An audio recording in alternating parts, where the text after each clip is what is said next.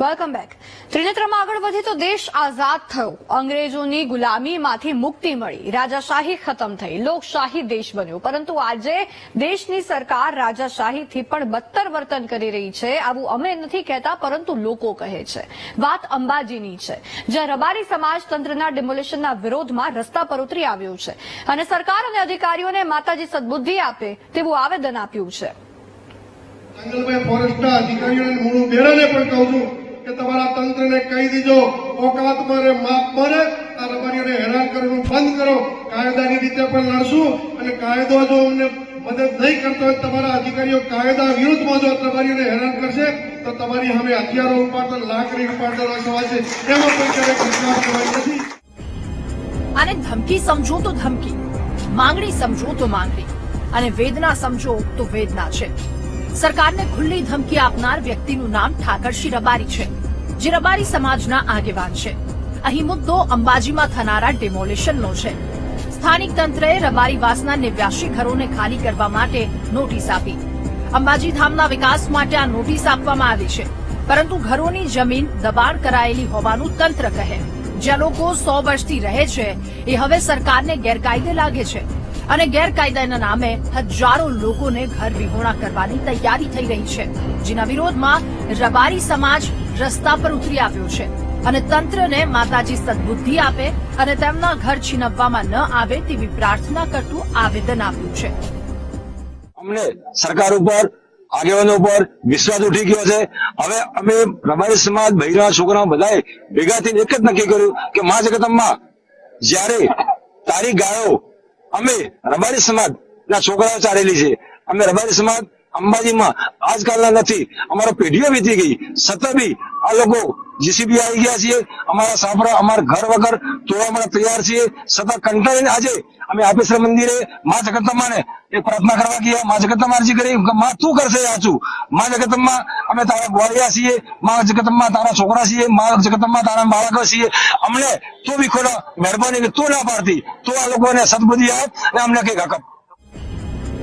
સાંભળ્યું ને, સરકાર અને નેતાઓ પરથી લોકોને વિશ્વાસ ઉઠવા લાગ્યો છે, કારણ કે જેમની પેઢીઓ જ્યાં ઉછરી છે, જે આંગણામાં રમીને મોટી થઈ છે, એ જ આંગણું આજે છીનવી લેવામાં આવે તો કોઈને પણ ગુસ્સો આવવાનો જ છે. જો કે અહીં રબારી સમાજ વિકાસનો વિરોધ નથી કરી રહ્યો, એ તો બસ એટલું જ કહે છે કે અમારા ઘર છીનવો છો તો અમને સામે ઘર આપો, પાણી સહિતની પ્રાથમિક સુવિધા આપો, ઘર માટે જમીન આપો.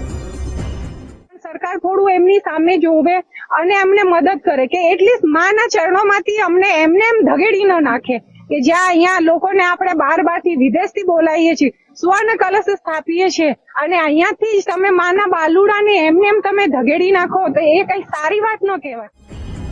વિકાસ કરવો જોઈએ, એના વિરોધમાં અમે નથી.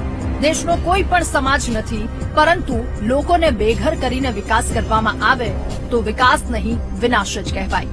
આશા રાખીએ સરકાર રબારી સમાજના જેટલા પણ ઘરોનું અંબાજીમાં ડિમોલિશન કરવા જઈ રહી છે, એમને પહેલા ઘર આપે, જેથી એમને રઝળવું ના પડે.